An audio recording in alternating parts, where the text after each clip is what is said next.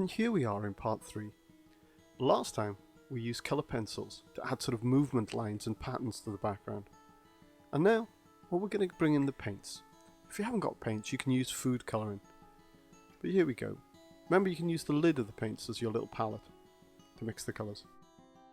Here, just mix up some nice bright orange, which I'm going to mix with the brightest part of the orange here, just above. So I get a blend from this bright orange paint through to the watercolour pencils. Because they're watercolour pencils, I can actually afford to blend them a little bit as well, which is great. Notice I'm giving myself a little bit of a gap there, because I'm adding water and just blending it in. So I get a nice tonal effect going from dark to light. This would work specifically well with food colouring, where you've got the pure pigment, and you put that on first, and as you add water, you blend it off, going from dark to light. And here you see I'm adding some yellow to the orange to create a sort of nice tonal add. I'm back to kind of yellow here, and I go for a pure yellow in here, and I'll again use water to blend that off a little bit.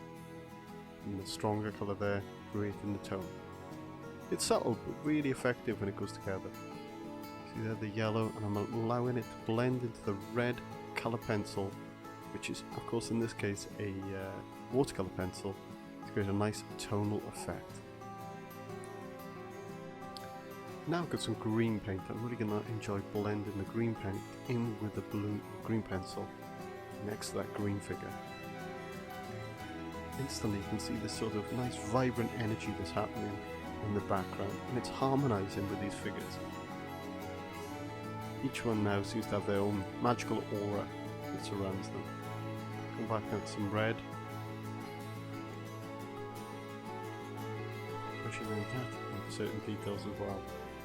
And that even more strength. Choosing the areas I want to put it in. Really enjoyable putting this red colour or the orange colour next to green, because they're complementary colours, so they kind of work against each other because they're so opposite each other. Green stands out really well against red, and vice versa. So I've got that really strong red against that green. It's really working well.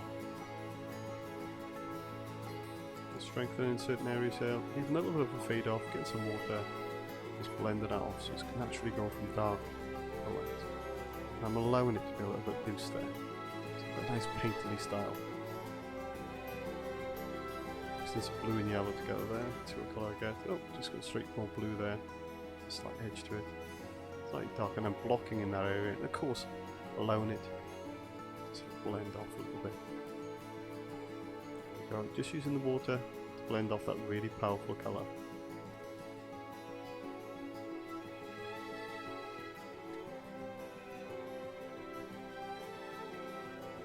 Background here, just strengthening some of these blue bits, giving it a blue outline, and then blending it off there. So it gains even more strength. It's key to decide where you're going to go, where you're going to add the strength of the paint against the colour pencil. It's very hard because sometimes you can overdo it. Back to green now, just giving a little bit of force as that light kicks in.